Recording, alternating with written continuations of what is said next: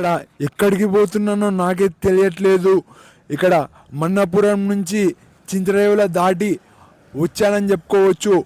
ఎటు పోతే మనకు డ్యామ్ వస్తుంది, మళ్ళీ ఎక్కడికి పోతున్నానో నాకే తెలియట్లేదు అని చెప్పుకోవచ్చు. ఒకసారి మరి ఎక్కడికి అనేది చూడాలి. ఇక్కడ చూడండి, రైతన్న 2 ఆవులని దున్నుతున్నాడు అని చెప్పుకోవచ్చు. అక్కడనే వేరే అతని పని చేస్తున్నాడు. ఇక్కడ నాకు పడని వెంకటేశ్వర స్వామి బొమ్మ అనేది పెట్టారు.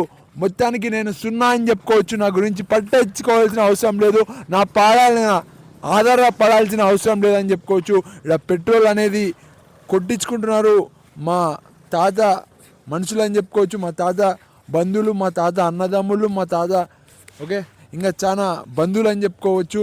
ఆ తెల్ల షర్టు వేసుకున్న అతనే మా తాత. ఇంటర్వ్యూ కూడా చేశాను అప్పట్లో.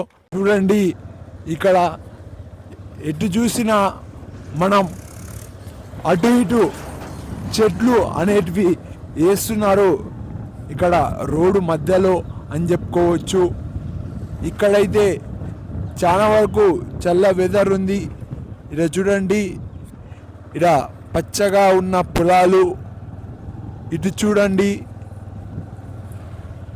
ఇక్కడ దరూర్ పోలీస్ స్టేషన్ ఇక్కడికి తెచ్చి పెట్టారని చెప్పుకోవచ్చు. చూడండి, ఇక్కడ దరూర్ అని ఉంది, అక్కడ దరూర్లో పెట్టి దరూర్ అని పెట్టాలి, కానీ డ్యామ్లో పెట్టి దరూర్ పోలీస్ స్టేషన్ అని ఇక్కడ తప్పుగా పెట్టారు అని క్లియర్గా చెప్పుకోవచ్చు. ఇక్కడ అమ్మగారు ఉన్నారు, ఎవరికైనా అమ్మే అవుతుంది, ఇందిరమ్మ. ఇక్కడ చూడండి కట్టడం అనేది ఎలా ఉందో. ఈడ చూడండి,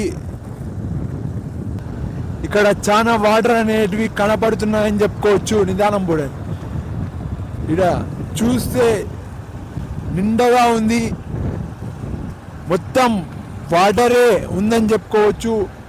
దూరంగా చిలుకలు కనపడుతున్నాయి, ఫోన్లో కనపడట్లేదు. చూడండి ఇక్కడ ఎలా ఉందో. Head regulator right main canal అని ఉంది. ఇక్కడ చూడండి కరెంటుకి సంబంధించినది ఎలా ఉందో. ఇక్కడ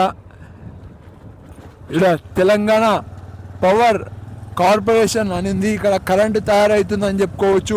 ఇక్కడ వాటర్ ద్వారా అని చెప్పుకోవచ్చు.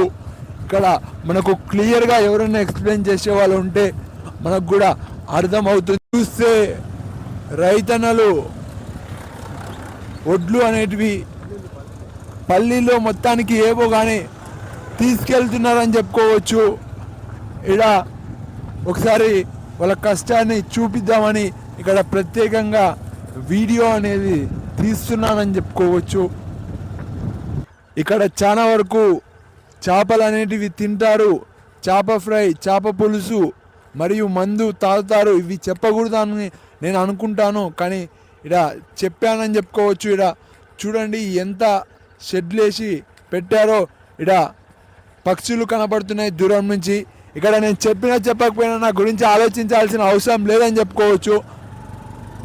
ఇక్కడ బండి సంజయ్ గారు వెళ్ళడం జరిగింది, అతని పేరు ఇక్కడ క్లియర్గా కనపడుతుందని చెప్పుకోవచ్చు.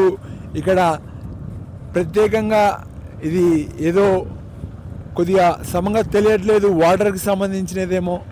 రైతు వేదిక అని ఉంది. ఇక్కడ ఇంకా గుడికి వచ్చానని చెప్పుకోవచ్చు. ఈ గుడి చూస్తే ఆంజనేయ స్వామియా లేకుంటే వెంకటేశ్వర స్వామియా అని సమంగా తెలియలేదు అని చెప్పుకోవచ్చు.